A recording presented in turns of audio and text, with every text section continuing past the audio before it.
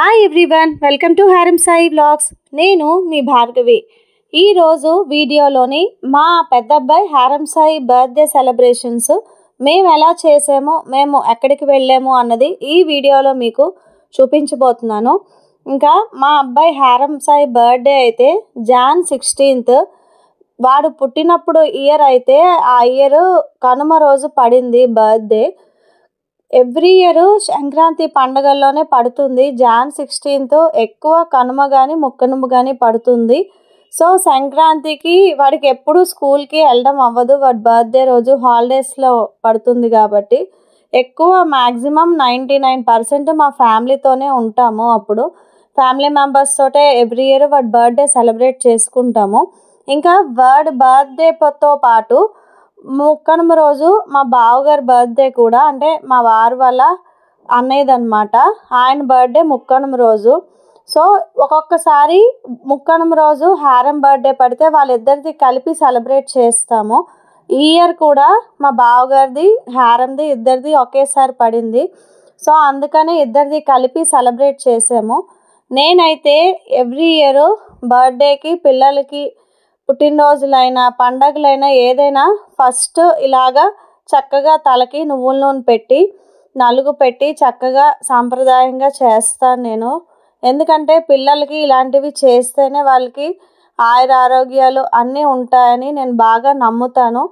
ఇంకా పాతకాలం రోజుల్లాగా ఏంటి అని అనుకోవచ్చు.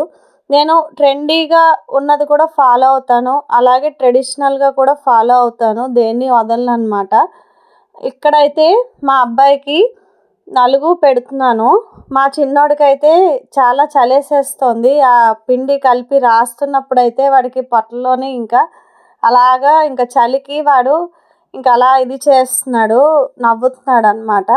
ఇంకా వాడు కదలకుండా ఇంకా నాకు కోఆపరేట్ చేయడం కోసం వాడికి అక్కడ హ్యాపీ బర్త్డే బెలూన్ ఇచ్చి ఇంకా అలా కూర్చోబెట్టాను. ఇంకా ఫైనల్గా నలుగైతే పెట్టేశాను. ఫస్ట్ ఇలా చేయడం వల్ల పిల్లలకి దిష్టి అంతా పోతుంది. ఇంకా వాళ్ళ స్కిన్ కూడా చాలా స్మూత్గా తయారవుతుంది. అప్పటి రోజుల్లోని సబ్బులు అవేవి అంత ఉండేవి కాదు కదా, షాంపూలు. సో ఇలాగా సున్నిపిండితోటే చేసేవారనమాట. నెక్స్ట్ టైము నేను ఈ పిండిలో ఏంటేంటి వాడతాను అన్నది మీకైతే చెప్తాను. కంపల్సరీ మీరు ఇంట్లోనే తయారు చేయండి పిల్లలకైతే, ఎందుకంటే వాళ్ళ స్కిన్ చాలా సెన్సిటివ్గా ఉంటుంది. బయట కొన్నవేవి కూడా వాళ్ళకి ఒక్కొక్కసారి పడకపోతే పిల్లలకి ర్యాషెస్ అవి వచ్చేస్తాయి. అందుకని మెయిన్గా స్టార్టింగ్ ఈ వీడియో చూపించడానికి కూడా నా ఉద్దేశం. నెక్స్ట్ బాబుకైతే రెడీ అయిపోయాడు. ఏ పండగ అయినా వాడి పుట్టినరోజైనా ఏదైనా వాడి చేతే ఇంట్లోని ఊదెత్తులు కానీ దీపం కానీ వెలిగించమని చెప్తాను. సో అది అయిపోయింది, వెలిగించాడు. ఇంకా తర్వాత బాబాగారి టెంపుల్కి అయితే వెళ్ళాము. ఇంకా మధ్యాహ్నం హారతికి వెళ్ళామన్నమాట 12 o'clockకి. హారతి అయిపోయిన తర్వాత ఇంకా ఆ రోజు లక్ష్మీవారము, చాలా జనాలు అయితే వచ్చారు. ఇంకా అందరూ అయిన దాకా వెయిట్ చేసి అక్కడ బాబా గారికి అయితే వాడి పుట్టినరోజు సందర్భంగా ఒక శాలువా అయితే ఇచ్చాము. ఆ శాలువా వేస్తే చాలా అందంగా అనిపించింది, మనస్ఫూర్తిగా హాయిగా అనిపించింది నాకైతే బాబా గారిని అలా చూడడము. అక్కడ మా వాళ్ళు కూడా దండం పెట్టుకుంటున్నారు. ఒక చిన్న వీడియో అయితే తీసాను. బాబా గారు నిజంగా సాయినాథ్ మహారాజ్కి జై అన్నట్లుగా ఒక మహారాజు లాగా ఉన్నారు. ఆ శాల్వా అన్నది వేస్తే నిజంగా బాబా గారి బ్లెస్సింగ్స్ ఎప్పుడు మా కుటుంబం మీద ఉంటాయి. నేను ఎప్పుడు ఒక దేవుడిగా కాకుండా మా ఫ్యామిలీలో ఒక మెంబర్గా నేను చూస్తాను బాబా గారిని. దానికి చాలా నిదర్శనాలు కూడా ఉన్నాయి. అది నెక్స్ట్ ఫర్దర్ వీడియోస్లో నేను మీతో తప్పకుండా షేర్ చేసుకుంటాను. ఇంకా టెంపుల్కి అయితే వెళ్ళాము. ఇలా వెళ్ళి వచ్చిన తర్వాత ఆ రోజు లక్ష్మీవారం కొంచెం ప్రసాదం కింద అక్కడ కొంచెం తినేసి ఇంకా హోటల్కి అయితే వెళ్ళాము. ఇంకా మేము బావగారు వాళ్ళది చెప్పాను కదా, ఆయన పుట్టినరోజు కూడా ఆ రోజే అని చెప్పేసి, సో అందరం కలిసి ఇంకా సరదాగా అలాగా బయటికి హోటల్కి వెళ్ళామన్నమాట. మ్యాక్సిమం ఎక్కువగా మేము అంత పెద్దగా హోటల్స్కి వెళ్ళము 90%. కానీ ఆ ముందు రోజు నేను మా అత్తగారు వాళ్ళ ఇంటికి క్యాంప్ వెళ్ళాను శ్రీకాకుళం. ఇంకా నాకు కూడా హెల్త్ అంత బాగాలేదనమాట. సో అందుకనే ఇంకా మన్నాడు రెస్ట్లెస్ అయిపోయింది. ఇంకా సరే అలా వెళ్ళి వచ్చేస్తే ఇంక డెకరేషన్ అది చేసుకోవచ్చు అనేసి ఇంకా నేను కూడా వెళ్ళిపోయాను హోటల్కి. అందరం కలిసి చక్కగా హ్యాపీగా అలాగా టైం స్పెండ్ చేసాము ఫ్యామిలీ మెంబర్స్ తోటి. ఇంకా ఇంటికి వచ్చేసి ఇంకా డెకరేషన్కి అయితే ఆ బెలూన్లు ఊదుతున్నారు ఒక్కొక్కరు. ఇంకా ఎవరిలో ఆక్సిజన్ లెవెల్స్ ఎంతెంత ఉన్నాయో ఇంక పరీక్షించడానికి నేనైతే ఒక్కొక్కరికి ఒక్కొక్క బెలూన్ ఇచ్చి ఇంకా అలా సరదాగా అందరికీ ఆర్పట్టిస్తున్నాను అనమాట. ఇంకా మా చిన్నోడైతే ఇంకా బెలూన్స్ చూసి నాకు ఆ ఊదిన బెలూన్స్ అన్నీ ఎక్కడ పేల్చేస్తారేమో అనేసి ఇంకా నేను గబగబా వాటన్నిటిని ఇంకా డెకరేషన్ చేసేయడం మొదలెట్టాను. ఇంకా హారంబు నీహాలు అయితే చూసారు కదా ఎలా ఆడుతున్నారో బెలూన్స్ తోటి. ఏదైనా పిల్లలకి మనం కూడా వాళ్ళతో పాటు టైం స్పెండ్ చేస్తే వాళ్ళు అసలు ఫోను టీవీ ఇవేవి అసలు ముట్టుకోరు. అదైతే నేను 100% బిలీవ్ చేస్తాను. ఎందుకంటే ఇప్పటి రోజుల్లోని పిల్లలకి ఫోన్లు ఇచ్చేసి చాలామంది పేరెంట్స్ కూడా వాళ్ళ పనుల్లో బిజీగా ఉండడం వల్ల పిల్లలు మెయిన్గా ఫోన్కి అడిక్ట్ అయిపోతున్నారు.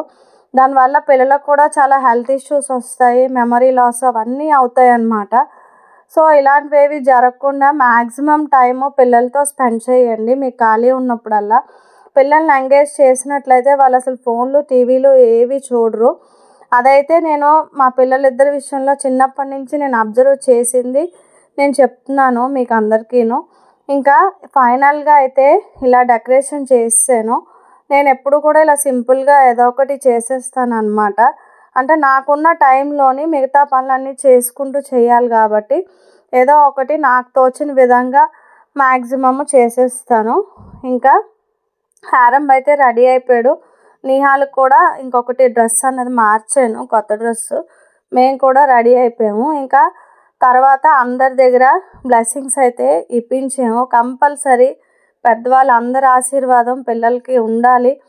అందుకోసమే కదా మనం ట్రెడిషను కంపల్సరీ ఫాలో అవ్వాలి. ఇప్పటి రోజుల్లోని సెకండ్లు ఇచ్చేసి అవన్నీ చేస్తున్నారు. అలా కాదు, పెద్దల ఆశీర్వాదం అన్నది కంపల్సరీ పిల్లలకి ఇప్పించాలి. అవి వాళ్ళ ఆయుష్ వృద్ధికి, వాళ్ళ ఉద్యోగ రీత్యా, చదువు రీత్యా, వాళ్ళ భవిష్యత్తు రీత్యా అన్నీ మంచి జరగాలని పెద్దవాళ్ళ ఆశీర్వచనాలు అన్నవి తప్పకుండా ఫలిస్తాయి. అందుకనే నేను ఇలాంటి ట్రెడిషన్స్ బాగా ఫాలో అవుతాను. ఇంకా అందరి చేత బ్లెస్సింగ్స్ ఇప్పించేసిన తర్వాత ఇంకా ఫైనల్గా కేక్ అయితే ఇలాగా కట్ చేస్తున్నాము. ఇంకా ఈసారి కొంచెం కొత్తగా ఉండాలని చెప్పేసి ఎప్పుడు ఇచ్చే టైప్ కాకుండా ఈసారి కొంచెం కలర్ఫుల్గా ఉండాలని చెప్పేసి రెయిన్బో కేక్ అయితే ఆర్డర్ ఇచ్చాను. పిల్లలు ఎవరిని ఎక్కువగా పిలవలేదు.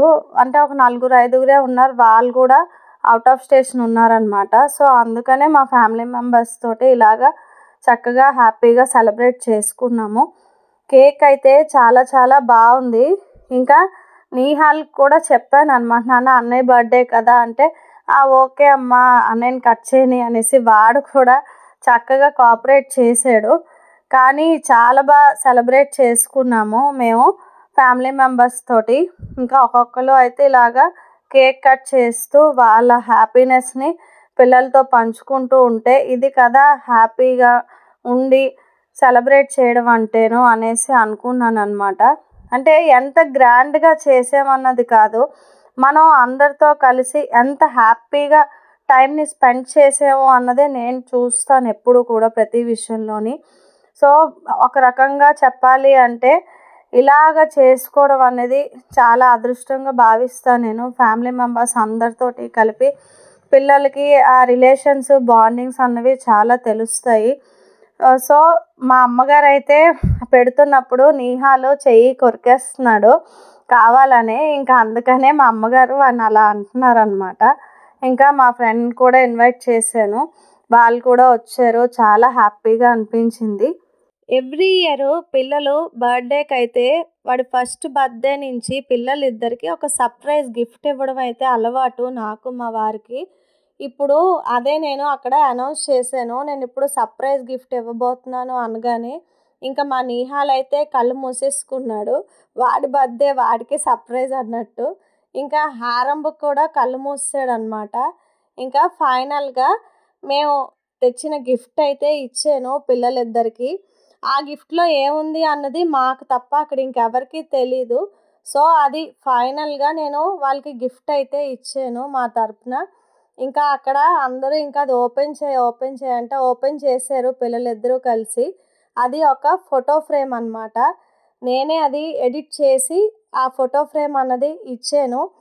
నాకు ఇదే ఎందుకు ఇవ్వాలి అనిపించిందంటే ఈ ఒక్క ఫోటోలోనే హారంకి గోల్డ్, సిల్వర్, బ్రాంజ్ మెడల్స్ వచ్చాయి. ఈ 3 ఫొటోస్ కలిపి ఒకే దాంట్లో పెట్టేసి ఎడిట్ చేసి ఇచ్చాననమాట.